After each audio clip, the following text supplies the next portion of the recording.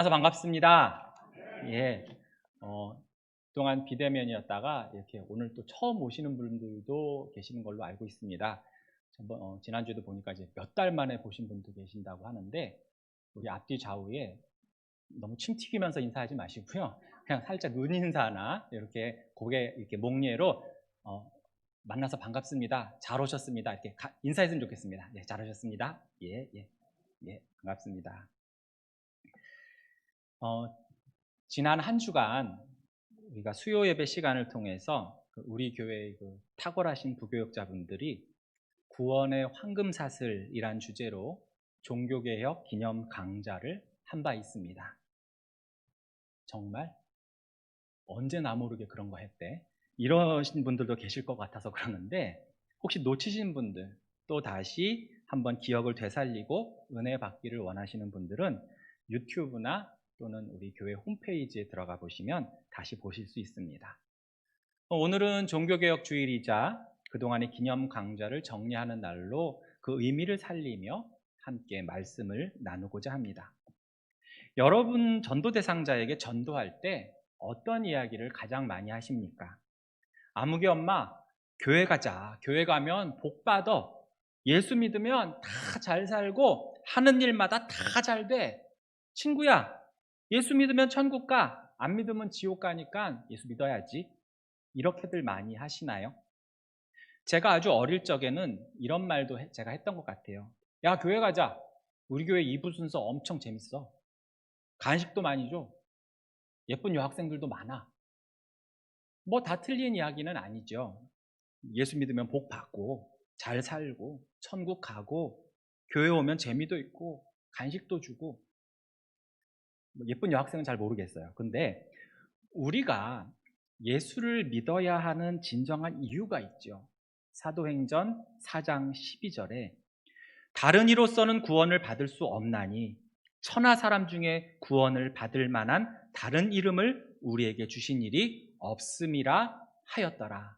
아멘. 그러면 구원을 받을 수 없는 다른 이름이 아니라 구원을 주실 수 있는 진정한 구주요, 진정한 구원의 이름은 무엇입니까? 사도행전 16장 31절 우리 함께 읽어볼까요? 시작. 이르되 주 예수를 믿으라. 그리하면 너와 내 집이 구원을 받으리라 하고. 아멘. 믿으십니까? 그렇습니다. 구원의 이름 예수, 그분을 믿는 믿음으로만 우리는 구원을 받을 수 있습니다. 우리 모두는 죄로 인해서 하나님과 원수된 자였습니다. 한 사람도 예외가 없어요. 육신은 살아있다 하더라도 영적으로는 다 죽은 상태였어요. 이 육체 또한 죄로 인해서 시간이 흐르면 다 죽습니다. 살아계신 하나님과는 정반대인 죽은 우리는 정말 하나님과 아무 관계없고 오히려 원수였고, 그래서 소망이 없는 존재였습니다. 죽음 이후 영원한 형벌이라는 비참한 미래뿐 아니라 이 땅에 살면서도 오직 내 욕심만 채우고 내 계획대로, 내 정욕대로만 살 수밖에 없는 그러한 존재였습니다. 그러한 것이 죄이고 또한 허탄한 것임을 깨닫지도 못하고 말이죠. 우리가 왜 이 세상에 창조되었고 태어났는지도 모른 채로 영원을 바라보지도 않고 오직 이 땅에서 그저 먹고 마시고 좀 더 편하고 좀 더 내 맘대로 살려고, 그게 나의 인생 최대의 목표이고 이것을 위해서 내가 태어난 것이라고 한다면 너무나 비참한 거 아니겠습니까? 그렇다고 이 세상에서 우리가 또 만족하면서 행복하게 사느냐? 그렇지도 못해요. 왜냐하면 우리의 죄로 인해서 이 세상 또한 저주를 받고 하나님의 처음 창조의 모습에서 멀어져 갔고 많이 깨졌고 많이 더러워졌기 때문입니다. 그런데 이러한 우리를 그냥 내버려 두시지 않고 삼위 하나님께서 구원을 계획을 세우셨고 실행, 즉 성취하셨고 계속해서 우리의 삶 속에 그 구원을 적용시키고 계십니다. 그럼 왜 우리를 구원하셨을까요? 그것은 바로 하나님이 우리를 창조하신 원래 목적대로 되돌리려고 하시기 때문입니다. 웨스트민스터 소요리 문답 1번, 사람의 제1되는 목적이 무엇이라고 했습니까?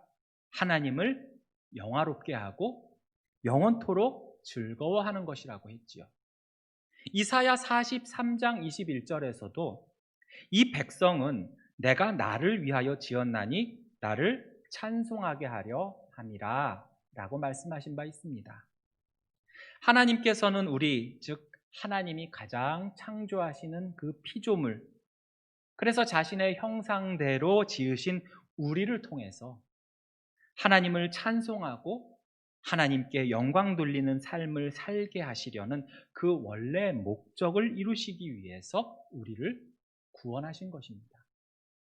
그런데 이러한 구원이 우리의 행위와 노력, 공로로는 절대 이루어질 수가 없습니다. 이것이 다른 종교들과 기독교와의 가장 큰 차이 중에 하나입니다. 다른 종교는 나의 공로, 나의 선량한 행동, 수행, 고행을 통해서 깨달음과 구원을 얻을 수 있다고 하지만 기독교는 절대 그럴 수 없음을 말하고 이것은 성경이 증거하고 있지요. 마치 두 손 두 발을 꽁꽁 묶이고 눈과 귀, 코, 입 다 막힌 내가 스스로 이것을 풀 수 있다고, 그리고 나서 다른 사람도 풀어줄 수 있다고 하는 것과 같아요. 이 사슬을 풀기 위해선 우선 자유롭고 능력 있는 누군가가 있어야 되는데 말이죠. 즉 구원은 인간의 행위와 노력으로는 결코 이루어질 수 없다는 것입니다. 오직 하나님의 행위와 그분의 의지, 노력으로만 가능한 줄로 믿습니다. 우리의 행위와 공로 없이 받을 자격도 없는데도 하나님께서 일방적으로 우리에게 베푸셨기에 은혜요, 사랑인 것입니다. 여러분, 미운 놈 떡 하나 주고 목이나 확 막혀라 이렇게 말하지만 사랑하는 사람에게는 무엇을 줍니까? 선물을 줘요. 하나님도 마찬가지입니다. 우리를 사랑하셔서 선물을 주셨습니다. 에베소서 2장 8절은 그것을 증거하죠. 우리 한 목소리로 읽어볼까요? 시작. 너희는 그 은혜에 의하여 믿음으로 말미암아 구원을 받았으니 이것은 너희에게서 난 것이 아니요 하나님의 뭐라고요? 선물이라. 아멘. 여러분, 선물은요, 주는 사람이 필요한 것을 줍니까? 아니면 받는 사람이 필요로 하는 것을 줍니까? 받는 사람이 필요로 한 걸 주지요. 즉 구원은 받는 우리가 절대적으로 필요한 것입니다. 우리는 이 구원을 통해서 얼마나 많은 것을 얻었습니까? 죄와 사망으로부터 해방되었습니다. 하나님의 자녀가 되었습니다. 하나님과 화목하게 되었어요. 천국 백성이 되었습니다. 이 땅에서도 기쁨과 소망을 가지고 살게 되었습니다. 죄로부터, 악으로부터 승리할 수 있는 힘을 얻게 되었고요. 하나님과 교제하게 되었습니다. 등등 이로 말할 수 없는 풍성한 결과를 맛볼 수 있게 된 것이죠. 그런데 이러한 구원이 그저 우연히 아무 계획 없이 즉흥적으로 그날 하나님의 컨디션에 따라서 이루어진 게 결코 아니란 것입니다. 철저한 계획과 준비를 거쳐서 어떤 순서에 의해서 하나님께서는 우리를 구원해 주셨다는 것이지요. 이것이 우리가 3주간에 걸쳐서 배운 구원의 여정 또는 구원의 서정, 순서라고 할 수 있는 것입니다. 그렇다면 우리는 왜 이러한 구원의 여정, 구원의 서정을 알아야 할까요? 그냥 예수 믿으면 되지. 머리 아프게 소명, 중생, 회심, 성화, 견인 이걸 왜 알아야 할까요? 이러한 구원의 여정을 배우는 것이 왜 중요한 것이고 얼마나 중요하기에 윌리엄 퍼킨스라는 분은 황금 사슬이라고까지 이름을 붙였을까요? 그게 중요한 것입니다. 그저 그냥 구원의 여정 하면 뭐 소명, 중생, 회심 이런 것을 외울 줄 아는 게 중요한 것이 아닙니다. 너 구원의 여정 알아? 나 이번에 배웠는데 너 모르지? 소중에서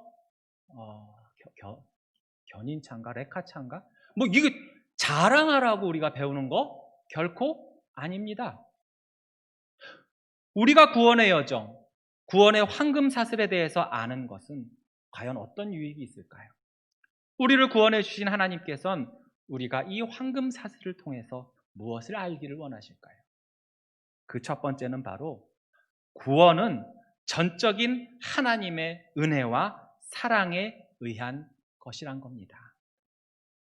여러분 구원의 여정 기억나십니까? 소명, 중생, 회심, 믿음, 칭의, 수양, 성화, 견인, 영화 등 9가지지요. 소명, 즉 부르심입니다. 하나님께서 말씀을 통하여 복음을 통하여 우리를 부르시는 거예요. 중생, 거듭남입니다. 복음에 반응하도록 성령께서 나를 변화시키고 새롭게 태어나게 하신 것이지요. 회개 또는 회심입니다. 지금까지 하나님을 인정하지 않고 살아왔던 교만한 삶과 나의 죄를 고백하고 전적으로 슬퍼하면서 돌이키게 하시는 것입니다. 신앙, 곧 믿음입니다. 나 자신을 예수님께 드리고 하나님의 말씀대로 살기로 결심하게 하십니다. 칭의, 곧 의롭다 하시는 겁니다. 우리는 전혀 의롭지 않지만 예수 그리스도께서 우리를 위해 대신 죽으심으로 죄값을 치르시고 우리는 하나님 앞에서 죄가 없는 의인인 것을 선포하시는 겁니다. 수양, 즉 양자 삼으시는 겁니다. 하나님께서 우리를 종으로 대하는 것이 아니라 하나님의 법적인 자녀로 받아들이시는 거죠. 우리는 그래서 하나님의 자녀로서 하나님을 무엇이라고 부릅니까? 아빠, 아버지라고 부를 수 있는 것입니다. 성화는 주님 앞에 가는 그날까지 예수님을 닮아가게 하시고 하나님의 새 성품을 만들어가는 과정이 성화이고요. 견인은 우리가 아무리 연약하고 부족해도 우리를 버리시거나 놓지 않으시고 끝까지 책임지시고 우리의 구원을 완성시키는 것을 말합니다. 마지막으로 영화는 죽는 순간 우리의 영혼과 우리가 이제 예수께서 재림할 때 우리의 육체가 부활하여 영광스러운 몸으로 변화되고 완전히 거룩하게 만들어 주시는 것을 말하는 것이지요. 오늘 본문의 바로 앞절인 30절에서 바울은 이 구원의 여정을 이렇게 응축한 바 있습니다.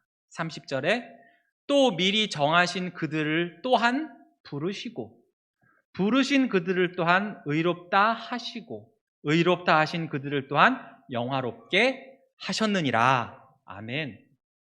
예정과 부르심, 즉 소명, 의롭다 하시고, 즉 칭의, 그리고 영화가 나오고 있지요.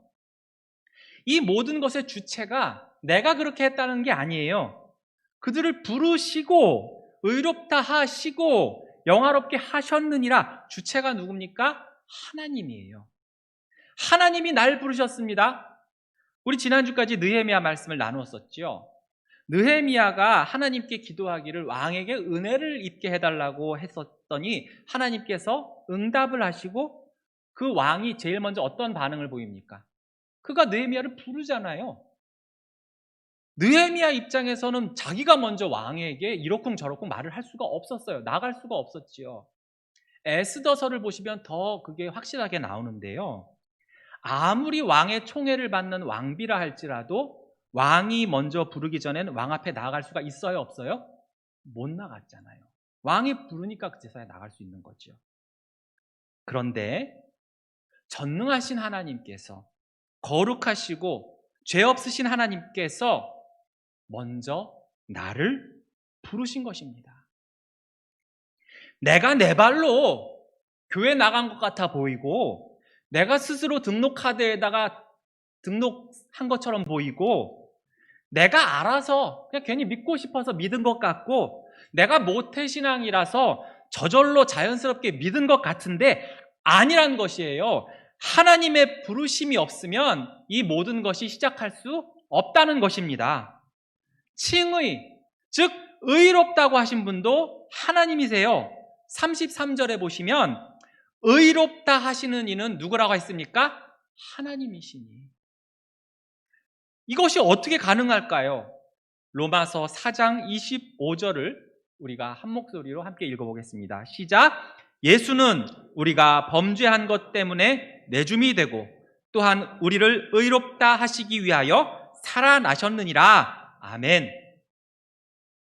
예수께서 우리의 죄로 인해서 죽으시고 또한 부활하심으로 그 예수님께서 우리를 대속하셨기 때문에 그의 의로움이 우리에게 전가된 것입니다. 그래서 하나님은 우리를 의롭다고 칭해 주신 것이죠. 쉽게 말해서 내가 독생자 예수 그리스도 보고서 예수님 때문에 내가 너희를 의롭다고 칭해 줄게. 예수님 봐서 너희를 의롭다고 해줄게. 이렇다는 뜻입니다. 그런데 이렇게 아들을 죽이시기까지 우리를 의롭다 하시고 구원해 주심은 바로 우리에 대한 하나님의 그 사랑과 놀라운 은혜 때문인 것입니다. 여러분, 우리가 먼저 하나님을 사랑하고 나서 하나님이 우리를 사랑하셨습니까? 아니면 반대로 하나님이 우리를 먼저 사랑하시고 그리고 나서 우리가 하나님을 사랑할 수 있었습니까? 전자일까요? 후자일까요? 후자지요. 요한일서 4장 10절이 그것을 증거하고 있습니다. 우리 함께 읽어볼까요? 시작! 사랑은 여기 있으니 우리가 하나님을 사랑한 것이 아니요 하나님이 우리를 사랑하사 우리 죄를 속하기 위하여 화목제물로 그 아들을 보내셨습니다. 아멘. 그렇습니다. 하나님께서 우리를 사랑하셔서 은혜를 베풀어 주셔서 우리의 죄를 대속하기 위하여 화목제물로 예수 그리스도를 보내주셨고요. 이후의 모든 구원의 여정, 그 순서들 모두 하나님께서 주도하셨다는 것이죠. 우리를 위해서 베풀어 주신 그 사랑과 은혜의 모습이 바로 구원의 황금사슬에 고스란히 나타나 있고 이 모든 것을 우리에게 주신 것입니다. 그래서 32절에 자기 아들을 아끼지 아니하시고 우리 모든 사람을 위하여 내주신 이가 어찌 그 아들과 함께 모든 것을 우리에게 주시지 아니하겠느냐? 아, 그렇구나. 구원의 여정은 다 하나님의 은혜요.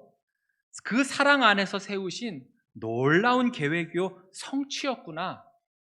그 안에는 인간의 노력이나 공로나 능력은 전혀 없는 것이구나 깨달아야 합니다.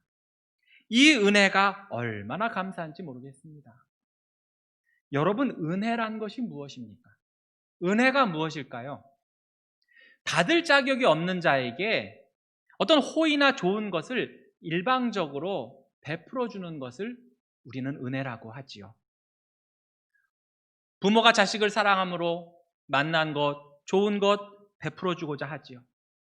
자식이 때론 속을 썩여도 말을 안 들어도 자식이기에 사랑하기에 조건 없이 내리사랑과 같은 은혜를 베푸는 것입니다. 그래서 부모님의 은혜라고 하지요. 내가 능력이 있고 내가 많은 것을 해결할 수 있어서 직접 이런 일 저런 일을 해놓고 나서 그에 따른 대가를 받는 것이라면 그것은 은혜라고 우리는 할 수가 없지요. 내가 열심히 일하고 실적이 좋아서 월말에 월급을 받고 보너스를 받았어요. 그러면 사장님께 감사할 수는 있지만 어찌 이 은혜를 다 갚으리요. 오, 놀라운 사장님의 은혜. 이렇게 말하진 않아요. 자기 능력을 제공하여서 줄 거 주고 받을 거 받은 거예요. 식당에 들어갔습니다. 설렁탕 한 그릇을 맛있게 먹고 메뉴판에 보니까 10,000원이라고 써있어서 10,000원을 내고 나오면서 잘 먹었습니다. 다음에 또 올게요. 이 정도 말은 할 수 있어요. 그러나 거기다 대고 아이고, 이 사장님의 바다와 같은 은혜, 저같이 이 비천한 자에게 이렇게 뽀얗고 진한 국물에 밥을 말아주신 은혜, 이런 소리 안 해요. 하지만 만약에 제가 며칠 굶고 있었고 돈 한 푼 없었고 너무나 누추하고 남루하고 냄새나는 옷을 입고 있어서 그 식당에 감히 들어갈 엄두도 못 내고 있는데, 그 식당 주인이 나를 불쌍히 여겨서 내 손을 잡고 식당 한켠에 앉게 해주고 따끈한 식사를 제공하면서 돈 걱정하지 말고 마음껏 먹으라고 한다면 그땐 달라지죠. 그땐 은혜라고 할 수 있을 겁니다. 우리가 구원의 여정을 보면서 알아야 할 것은 우리의 공로, 우리의 능력, 우리의 노력, 이런 것들이 조금도 들어갈 여지가 없다는 거예요. 오직 하나님의 은혜와 사랑에 의한 것임을 알아야 할 줄로 믿습니다. 우리를 구원해 주신 그 하나님께서는 우리가 이 구원의 황금 사슬로부터 무엇을 알기를 원하실까요? 그 두 번째는 바로 우리가 받은 구원이 얼마나 견고하고 확실한지를 알기 원하신다는 겁니다. 여러분, 만약 우리의 구원이 나의 행위나 공로, 나의 수행 등 전적인 내 자아의 노력에 의해서 이루어진다면 어떨 것 같습니까? 물론 편하고 또 좋은 점이 있어 보일지도 몰라요. 내가 착한 일을 많이 하고 기부를 했어요. 그게 내 눈으로 확인이 되지 않습니까? 통장에 내 돈이 어느 자선단체로 이체된 기록을 보면서 흐뭇해할 수 있어요. 어느 봉사단체에 가서 열심히 봉사하고 함께 기념으로 찍은 사진을 보면서 보람을 느껴요. 아, 내가 이 정도 했으니 난 죽어도 좋은 데 갈 수 있겠구나. 위안도 돼요. 10년을 하루같이 새벽마다 정한수 떠놓고 108배를 했더니 무릎에선 뿌두둑 뿌두둑 소리가 나지만 그 소리를 들을 때마다 내가 세운 공덕에 뿌듯해합니다. 아, 그럼 난 확실히 구원받은 것 같아요. 그러나 그때 잠깐 그런 생각이 들 뿐이죠. 우리는 대부분의 삶에서 죄를 짓고 살아요. 죄가 드러나서 법에 의한 형벌을 받지 않았을 뿐이지, 드러나지 않은 죄, 마음과 생각으로 지은 죄 등등 자신의 양심에는 걸리는 많은 죄를 인식하며 살지요. 그러면 또 그때마다 또 얼마나 침울해집니까? 착한 일을 하면, 내가 좋은 일을 하면 구원받은 것 같다가도 내가 또 나쁜 일을 하고 죄를 지으면 또 구원에서 떨어지는 것 같고 지옥 갈 것 같고, 삶이 청룡열차예요. 롤러코스터를 타요. 초등학교 들어가면서 제가 신체검사, 그때는 국민학교였죠. 그 신체검사 중에 혈액형 검사를 이제 하게 되지요. 키 재고, 몸무게 재고 이제 혈액형 검사를 하는데 제가 AB형이 나온 겁니다. 혈액형 AB형. 근데 이제 3년 후에 제 여동생이 이제 초등학교로 또 입학하고 또 동생도 당연히 혈액형 검사를 했겠죠. 근데 얘는 O형이 나온 거예요. 참고로 저희 부모님은 두 분 다 혈액형이 O형이에요. 그때 뭘 모르니까 그런가 보다. 엄마 아빠 O형, 내 동생 O형, 나 AB형. 나만 좀 특별해. 막 이러면서.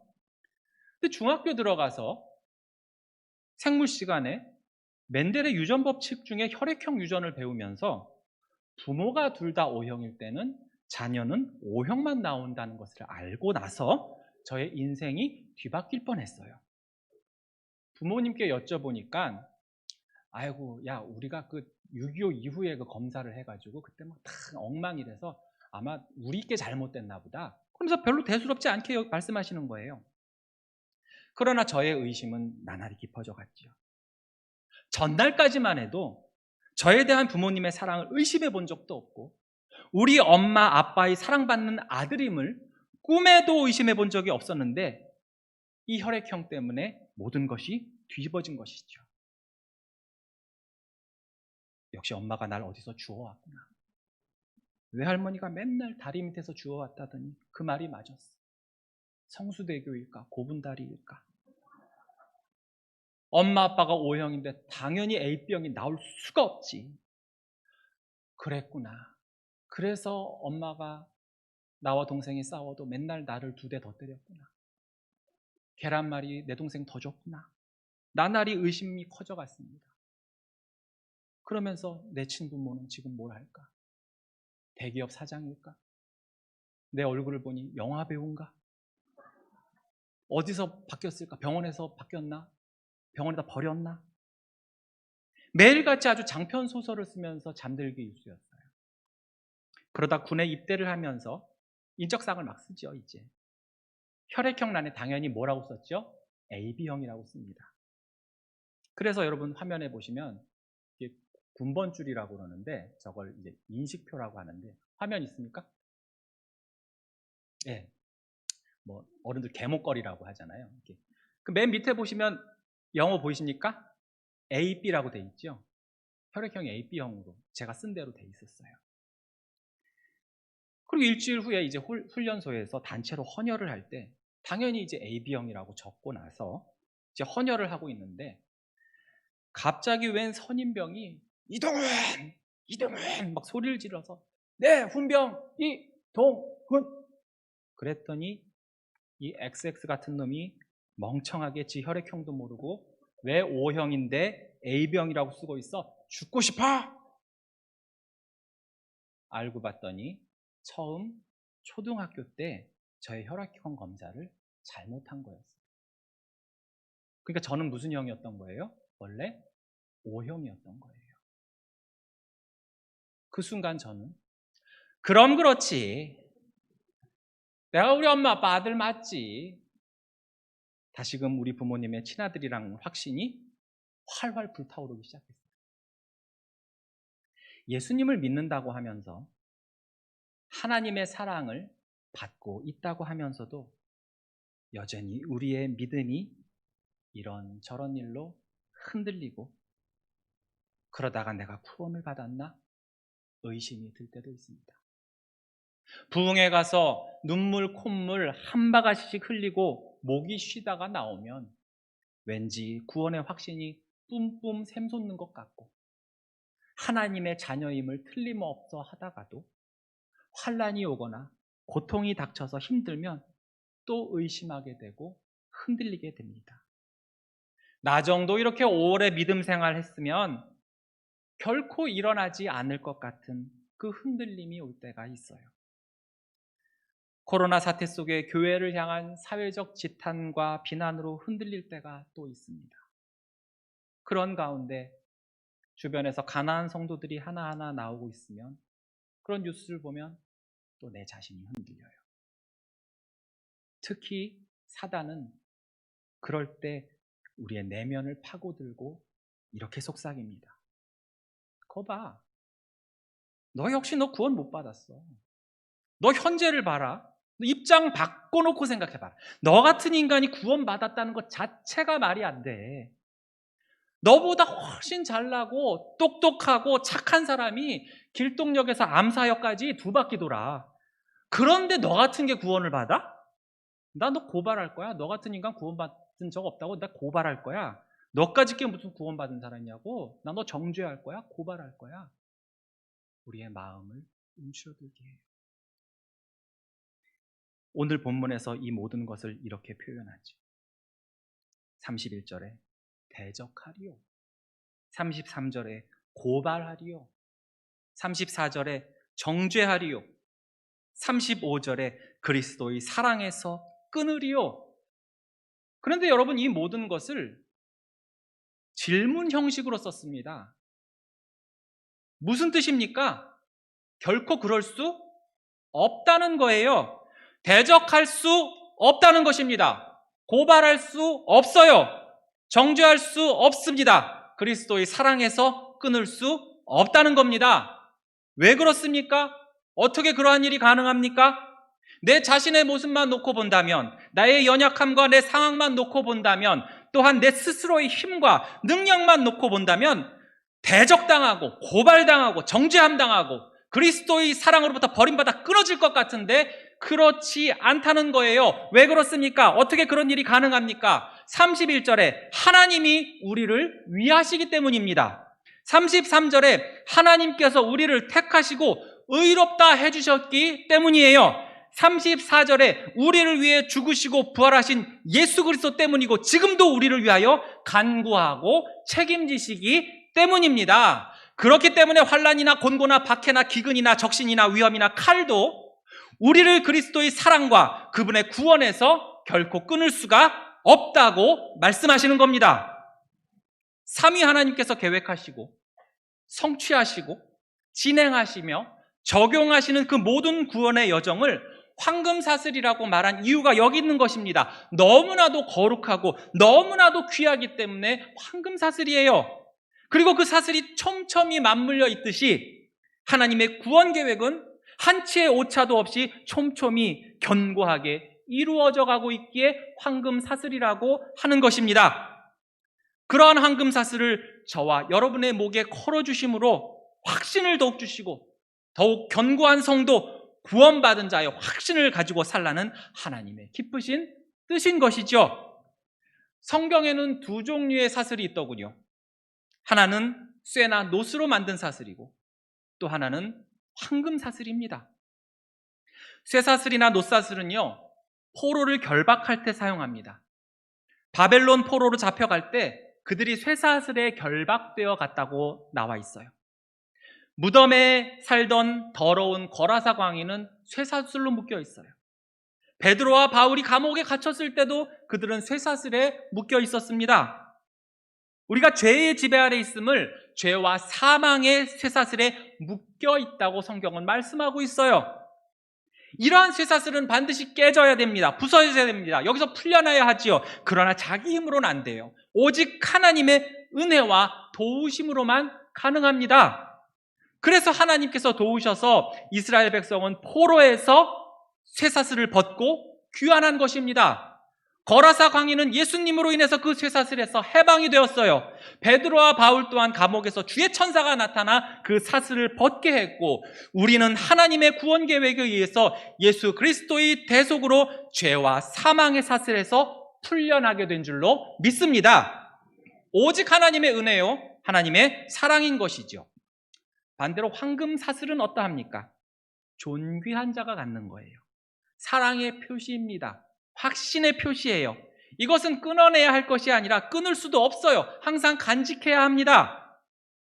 여러분, 창세기에 보시면 감옥에서 나온 요셉에게 바로가 그의 목에 걸어준 게 뭡니까? 금사슬이에요. 제국의 장래를 예언한 다니엘에게 벨사살이 목에 걸어준 것이 바로 황금사슬입니다. 가장 귀한 것을 상징하지요.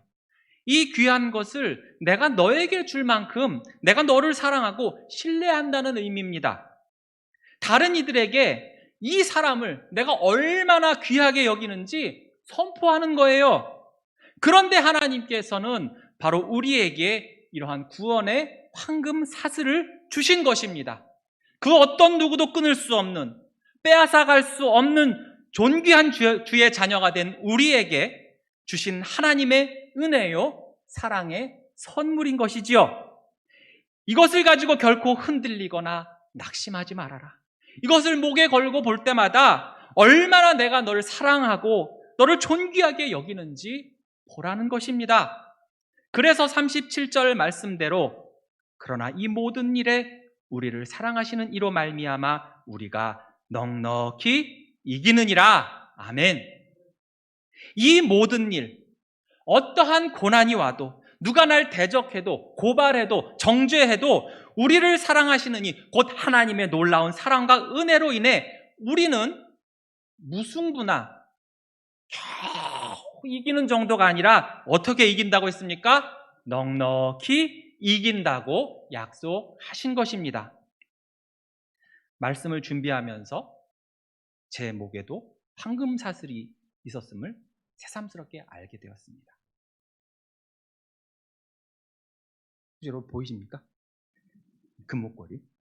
아까 송찬욱 집사님 특송하실 때도 뒤에서 보니까 목에 황금사슬이 있었는데요.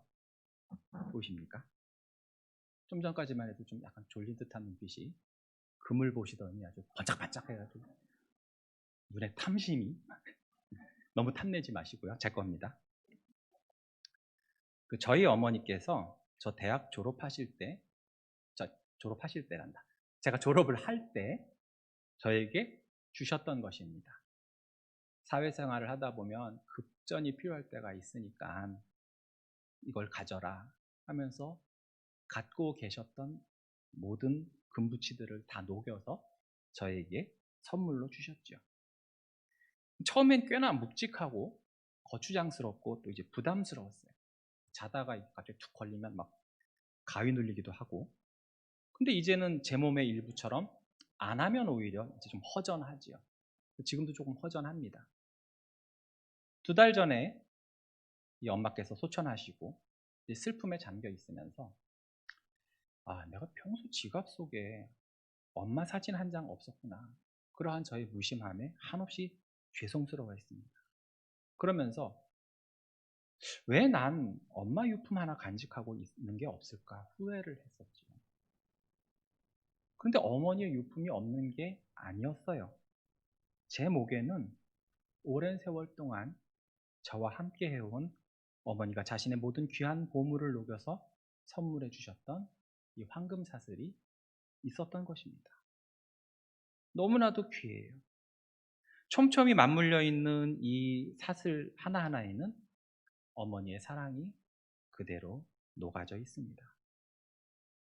잘못된 혈액형 정보 하나에 저희 어머니에 대한 믿음이 흔들릴 때도, 또 제가 이후에도 방황하고 낙심할 때도 여전히 어머니는 날 사랑하시고 신뢰하고 응원해 주셨습니다.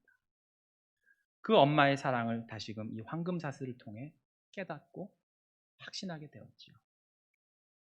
사랑하는 성도 여러분, 사람이 사람에게 준 황금 사슬도 이처럼 참으로 귀한데 우리 하나님께서는 우리에게는 이와 비교할 수 없는 귀한 구원의 황금 사슬을 주셨습니다.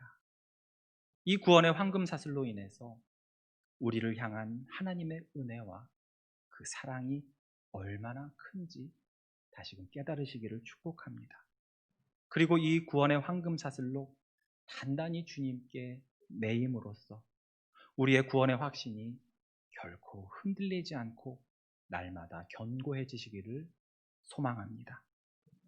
하나님이 계획하시고 자신의 사랑을 녹여부어 촘촘히 만드신 이 구원의 황금 사슬은 너무나도 아름답고 견고하여 그 어떤 것도 끊을 수 없습니다. 그 어떤 것도 하나님의 사랑에서 우리를 끊어내칠 수 없는 줄로 믿습니다. 오늘 본문 38절, 39절의 바울의 찬양이 바로 우리의 찬양이 되어서 이 구원의 황금 사슬을 주신 우리 하나님의 은혜와 사랑을 날마다 찬양하며 결코 흔들림 없는 구원의 확신을 가지고 사시는 사랑하는 천호교회 모든 성도님들 되시기를 주님의 이름으로 축복합니다. 우리 함께 한 목소리로 38절, 39절을 함께 읽어보겠습니다. 시작. 내가 확신하노니 사망이나 생명이나 천사들이나 권세자들이나 현재일이나 장래일이나 능력이나 높음이나 깊음이나 다른 어떤 피조물이라도 우리를 우리 주 그리스도 예수 안에 있는 하나님의 사랑에서 끊을 수 없으리라. 아멘. 기도하겠습니다.